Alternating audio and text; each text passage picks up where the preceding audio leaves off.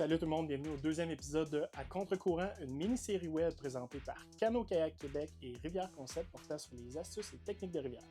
Alors aujourd'hui, on va parler trousse de sécurité. Venez voir ça.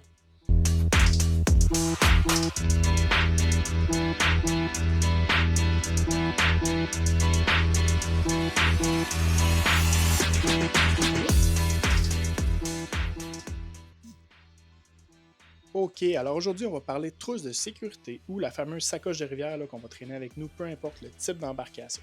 Alors ici, on a des sacs Watershed, les seuls sacs étanches là, auxquels je fais confiance à 100%. On a le modèle Okui qui est un modèle de 10,5 litres. Personnellement, là, c'est suffisant pour tout ce que je veux apporter dans ma trousse de sécurité. Pour commencer, j'ai mon pin kit. Donc, mon pin kit pour pouvoir réaliser des systèmes d'avantages mécaniques de base, le fameux 3x1 ou le Z-Drag. Je respecte le concept du 4-3-2-1, 4 mousquetons, 3 poulies, 2 prucycles, une sangle, un sac à cordes. Ensuite, j'ai du papier de toilette, bien important. Ensuite, j'ai un pocket mask que je préfère garder en dehors de ma trousse de premiers soins pour pouvoir y accéder plus rapidement si nécessaire. Ensuite, j'ai le nécessaire pour allumer un feu. Donc, peu importe les conditions, là, je devrais être en mesure de pouvoir allumer mon feu.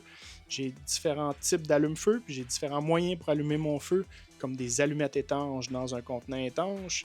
Et j'ai aussi un simple bic là, qui va être également dans un contenant étanche. Ensuite, j'ai mon matériel de réparation. Pour mon matériel de réparation, j'ai toujours une bonne paire de ciseaux pour pouvoir découper à travers différents types de matériaux. Ensuite, je vais avoir un bouchon de kayak. Je vais avoir du tape type T-Raid pour pouvoir effectuer des patchs là, sur le terrain, type A ou type B, selon votre type d'embarcation. Ensuite, j'ai le nécessaire à couture pour pouvoir faire une couture sur le terrain. Aquaseal type UV, donc un type d'aquaseal qui sèche en quelques secondes pour réparer un trou dans un dry suit, par exemple. Et finalement, j'ai le Tyvek tape. Donc, je préfère le Tyvek tape au duct tape parce qu'il va coller là, même dans des situations très humides ou même mouillées. Donc, il va coller là, peu importe les conditions.